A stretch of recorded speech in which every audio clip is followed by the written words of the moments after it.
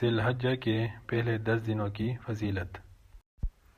ذی الحجہ کا مہینہ جب شروع ہو جائے تو رسول اللہ صلی اللہ علیہ وسلم کی کچھ ہدایات ہیں اس کے بارے میں کہ آپ صلی اللہ علیہ وسلم نے فرمایا ما من ایام العمل الصالح فیہا احب الی اللہ من هذه الایام، یعنی اس 10 دنوں میں اللہ پاک کو نیک عمل بہت زیادہ پسند ہے تو پہلی تاریخ سے لے کر 10 تاریخ تک ایام ہیں، ان میں کوئی بھی نیکی کی جائے، تہجد پڑھی جائے، صدقہ خیرات کی جائے یا کوئی بھی نیکی یا بھلائی کا کام کیا جائے تو اس کا ثواب عام دنوں سے زیادہ ملتا ہے۔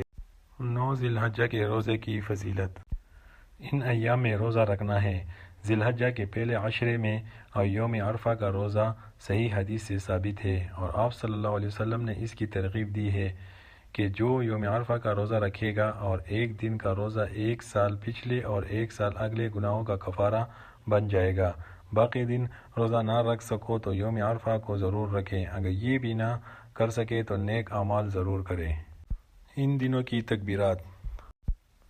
ان دنوں میں کثرت سے اللہ کی حمد و ثنا بیان کرو، مطلب اللہ کی تعریف، اللہ کا ایک ہونا یعنی توحید بیان کرنا۔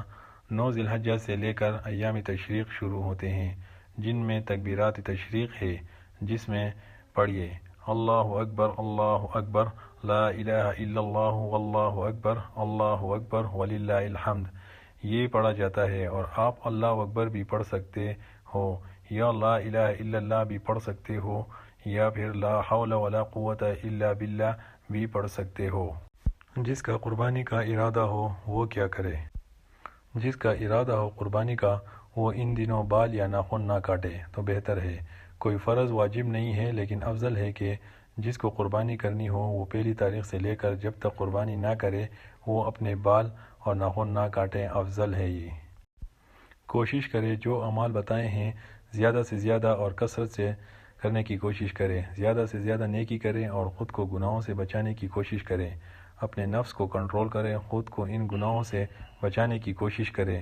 اللہ پاک بے شک قبول کرنے والا ہے۔